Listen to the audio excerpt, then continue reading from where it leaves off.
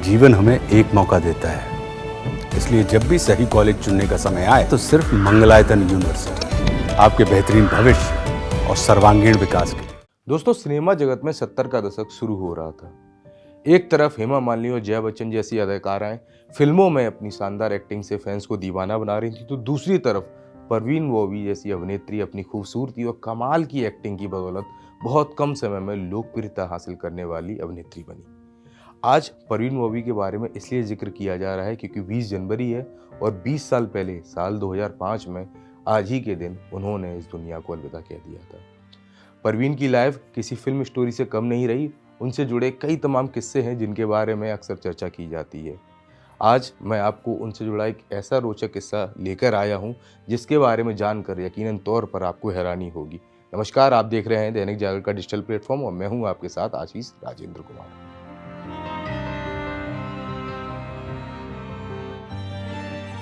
देखिए, परवीन का जो किस्सा मैं आपको सुनाने जा रहा हूँ उसके बारे में अंत तक जानने के लिए आप मेरे इस वीडियो में लास्ट तक बने रहें, क्योंकि जो ये किस्सा है उसको जानकर कहीं ना कहीं आपको शौक लग सकता है। ये किस्सा उनकी मानसिक स्थिति कह लीजिए या फिर उन्होंने अपने जीवन में जो कुछ भी सहा उससे संबंधित हो सकता है। तो चलिए शुरू करते हैं और मैं आपको अब बताता हूँ कि वो किस्सा आखिर क्या है, कौन सी ऐसी बात है जो वो परवीन से जुड़ी है जिसके बारे में आज यहाँ जिक्र किया जाएगा। दोस्तों, परवीन बॉबी के जीवन में कई सारे ऐसे फिल्मी सितारे आए जिनके साथ उनका नाम जुड़ा। महेश भट्ट उनमें थे, डैनी थे, एक तरफ कबीर बेदी का भी नाम उनके साथ जुड़ा। कबीर बेदी यूँ तो शादीशुदा थे, लेकिन जब उनका परवीन पे दिल आया तो वो परवीन के साथ रिलेशन में चले गए। उन्होंने एक किताब लिखी है, स्टोरीज आई मस्ट टेल। इस किताब में कबीर ने परवीन बॉबी को लेकर कई तरीके के खुलासे किए। इसमें उन्होंने ये भी बताया कि वो शादीशुदा होने के बाद परवीन के साथ क्यों रिलेशन में चले गए और साथ ही साथ परवीन की मानसिक स्थिति को लेकर भी उन्होंने एक बड़ा खुलासा किया। इस किताब में कबीर बेदी ने ये बताया था कि परवीन की जो मानसिक हालत थी कहीं ना कहीं बचपन से खराब हो गई थी या हो रही थी, क्योंकि उनके बचपन में कुछ ऐसी घटनाएं हुई थी जिसका उन पर काफ़ी गहरा असर पड़ा था।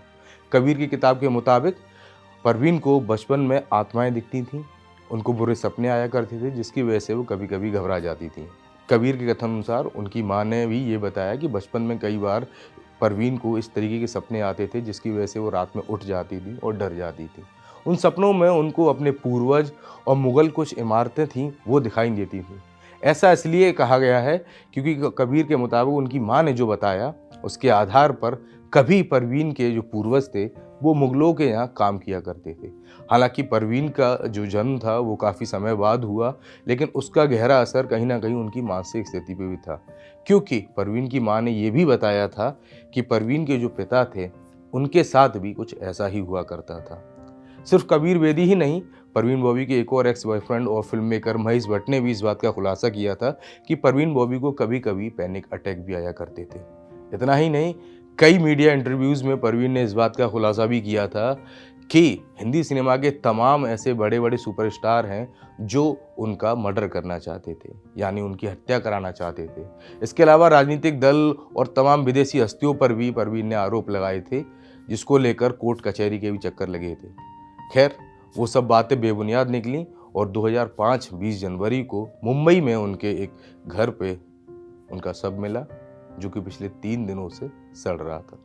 अभिनय के मामले में अपने पीछे परवीन एक ऐसी लेगेसी छोड़ के गई जिसके बारे में आज भी चर्चा की जाती है। 1973 से लेकर 1991 तक वो हिंदी सिनेमा में एक्टिव रहीं और इस दौरान उन्होंने दीवार, नमक हलाल, सांझ जैसी कई शानदार फिल्मों में अपनी अदाकारी का जलवा बिखेरा। अगर आपको ही मनोरंजन जगत की ऐसी शानदार और रोचक स्टोरीज़ और किस्से सुनने हैं और आपको अगर अच्छे लगते हैं तो आप हमारे चैनल को सब्सक्राइब करें और इस वीडियो को लाइक करें और कमेंट करें।